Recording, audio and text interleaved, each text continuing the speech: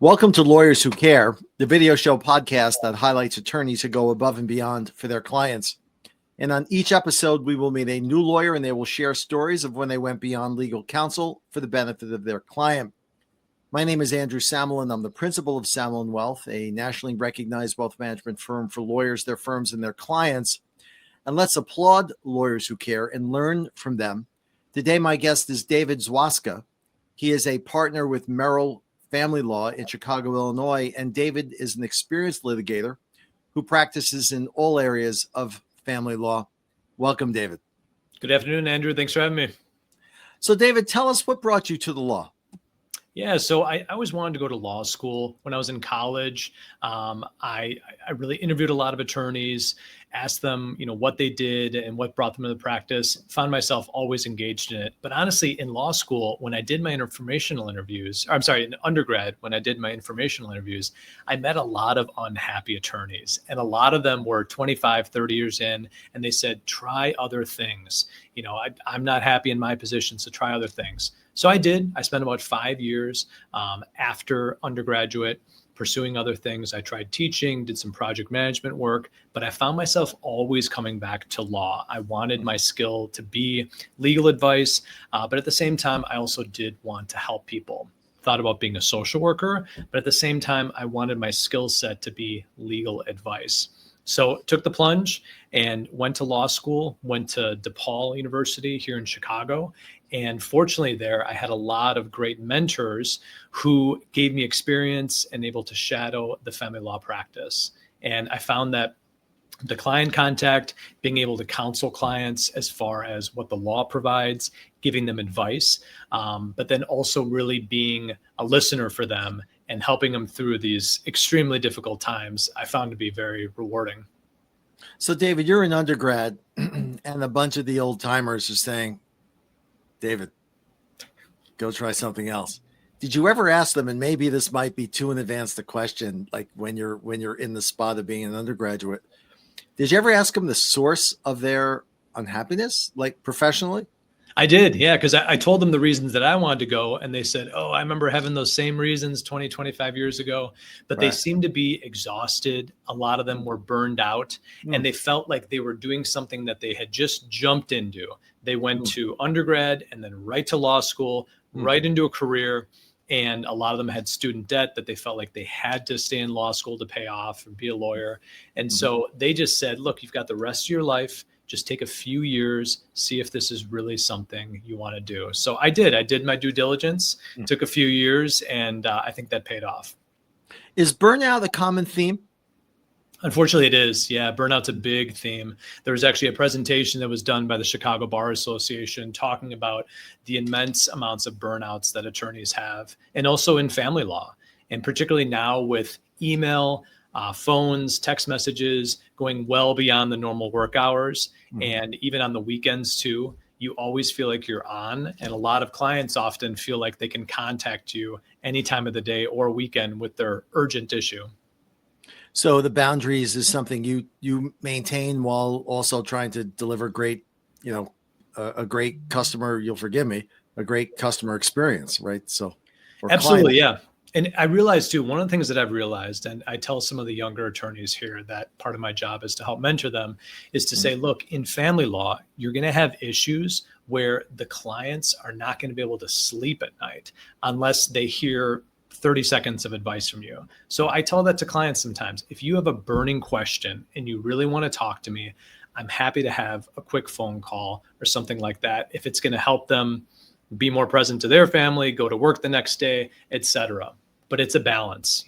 I've got my own family. I've got my own commitments outside of work. I don't want to be taking phone calls and text messages all throughout the night.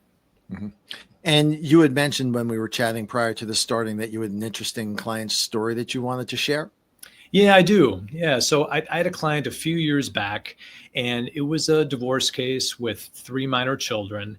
And unfortunately, there was a lot of pretty contentious issues in the case. And her family was all back in California. She was here in Illinois just with her husband, but she really wanted to relocate back to California. And I was able to help her do that. And that there's a very strict law on relocation.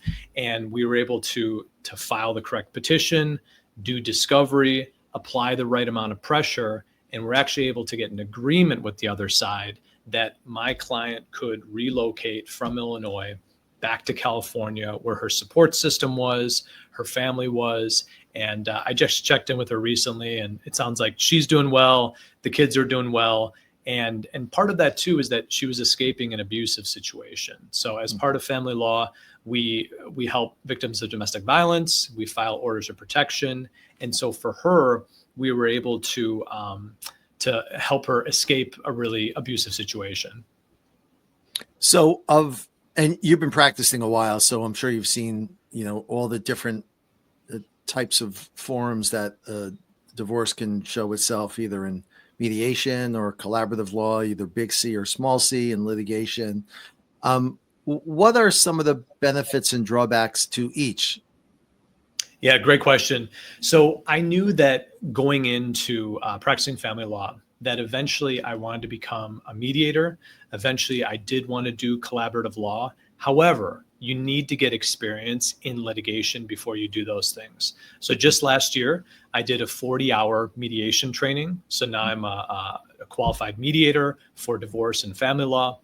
And as part of that, we do something called evaluative mediation, where if the clients are okay with it, we will draw upon our experience as litigators. So from my 13 years of litigating family law cases, to say, look, here's what judges would do. Here's what the law provides. Here's what a trial could look like in terms of time, expense, stress.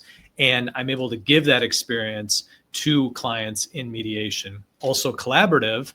Coincidentally, next week, I'm doing a 2-day training to become trained in collaborative practice.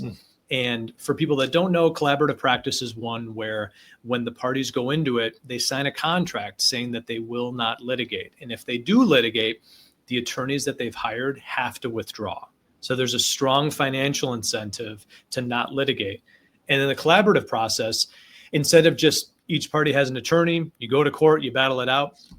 In the collaborative model, you have a coach, you have neutral professionals, and you proceed very, as the word is, collaboratively, out of court, etc. So you can get much better results. People feel much more invested in the results with both mediation and collaborative.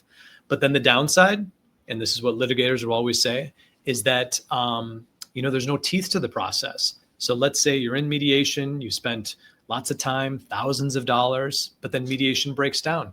What do? Can't use anything. You have to go to court now. So now you're paying for litigation expenses. Same thing with collaborative. You spend all this money on an attorney, a coach, maybe a neutral professional, forensic accountant. And if you reach an agreement, great. But if you don't, all of that money that you've spent for those professionals is kind of gone, because now you have to hire new attorneys and you do have to go through the court process. Interesting. So, David, I think before we wrap up, if you could leave our listeners with one takeaway, what would it be? Yeah, the one takeaway is that, a lot of attorneys, they jump into their practice because it's something that their parents did. They feel compelled to do it. For myself, I was really drawn to the practice from some of the work that I did in college as a philosophy major, and some of the work I did after college as a social worker, really wanting to help people deal with a very difficult time in their lives. And that's what I bring to my practice, and that kind of listening to really hear people out. And so if anybody's going through a family law issue, I think you just really want to reach out to an attorney that is going to want to provide that. That's not just going through the motions, someone that really is there to hear their story. Well, I'd like to thank my guest, David Zwaska, a partner at Merel Family Law in Chicago. David, can you provide our audience with your contact information? Yes, absolutely. Would you like me to give it now? Sure. Sure. So yeah, my email address is dzwaska@merelfamilylaw.com. That's MEREL familylaw.com. And then the phone number here, 312-408-7000. And our website is merelfamilylaw.com. Perfect. This has been the Lawyers Who Care video show podcast that highlights attorneys who go above and beyond for their clients. And I think David is a perfect example of that. If you're an attorney or know one who does go above and beyond, feel free to reach out to us, 914-666-6600. David, thank you so much for joining us today. Thanks for having me. Take care.